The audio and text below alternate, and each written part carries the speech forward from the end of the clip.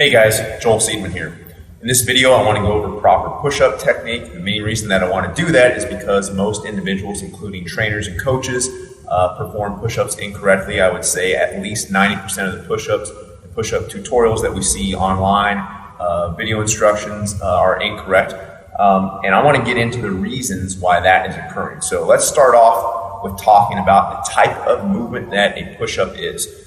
First off, a push-up is not a linear movement like most people think it is. They think when they're doing a push-up, their whole body kind of goes down in one same linear fashion, and it shouldn't. A push-up is actually a rotational movement because we have a pivot point or an axis of rotation, which is our feet in this example. When we have a pivot point or an axis of rotation, our body will produce a rotational movement, okay? It's not a linear movement. So if you think about it like that, it totally changes what's happening in a push-up, okay?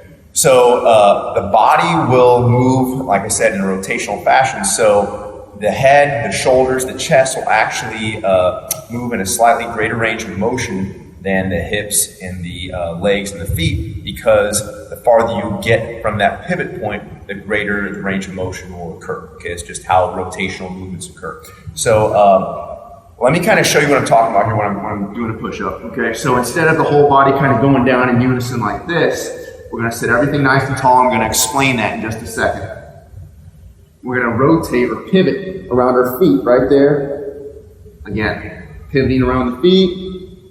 Okay, so it looks like my hips are a little bit high, but they're not. What I'm doing there is I'm hollowing out my core as I should, again, because it's a rotational movement. And the last thing that I'm doing, okay, which a lot of people screw this up. They think, oh, I want to squeeze my glutes when I'm doing a push-up. That is the last thing you want to do. It's probably one of the worst cues you can give someone when they're doing a push-up. When you're doing a push-up, you're essentially holding a plank position, okay, or an isometric contraction that is resisting extension forces, okay? The last thing you want to do is actually contribute to that by producing greater extension forces. If anything, you're actually producing some flexion forces to resist extension, and those forces are produced from the core muscles and from the hip flexors, okay?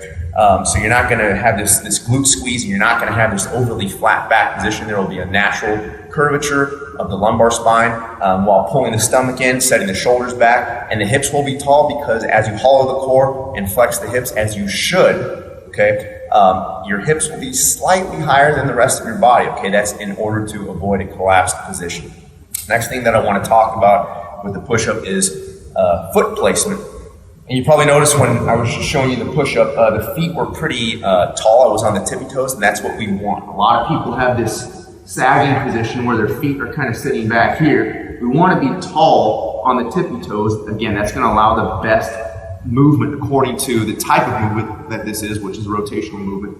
And we don't want to be sagging back here. We almost want the feet to be parallel to the wall and back. Not here, right there. Nice and tall on my tippy toes, right there, okay? In regards to the foot placement, it is absolutely critical for a push-up. One thing you'll see people do very commonly is they'll just drop down into a push-up position and they'll think that, hey, their feet are fine, you know, they don't need to really adjust them. Well, when we're doing something like a dumbbell press, okay, or even a barbell press, we have the luxury of being able to adjust our position by simply moving the bar up or down if it doesn't feel right. So for example, if I'm up here and I feel like, you know, everything's too high, my shoulders are kind of elevated, what do? I pull the dumbbells or I pull the barbell down, okay, by depressing, retracting my shoulders more, and I've basically created a better position, better technique.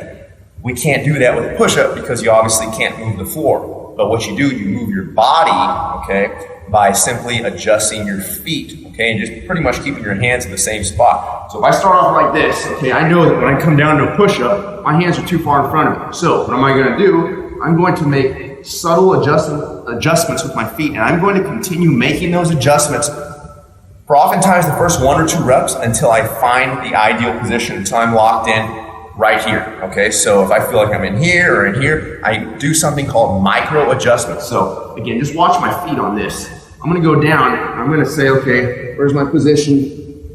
There it is, right there. That feels optimal, okay? That's too far forward, that's too far back, so I'm going to make micro adjustments, okay? That's very important because it allows the ideal body placement to occur the entire time. Last thing I want to go over here is hand activation.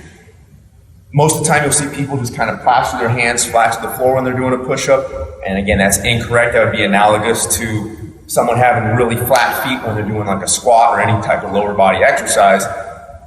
Whenever we do a lower body exercise, we want to see a good arch in the feet because we have that active foot activation, okay? Not a passive foot, okay? But an active foot. Same exact thing with a push-up. We want the hands to be activated, almost cupping or gripping the floor like this, not flat plaster, okay? And the reason why people often do that is because they're not screwing their elbows or tucking their elbows back like they should. As soon as I depress and retract my scapula, and as long as I keep my hands gripped tightly into the ground, my hands are automatically going to activate and cup the floor like they should. So my elbows are out here, hands are kind of plastered.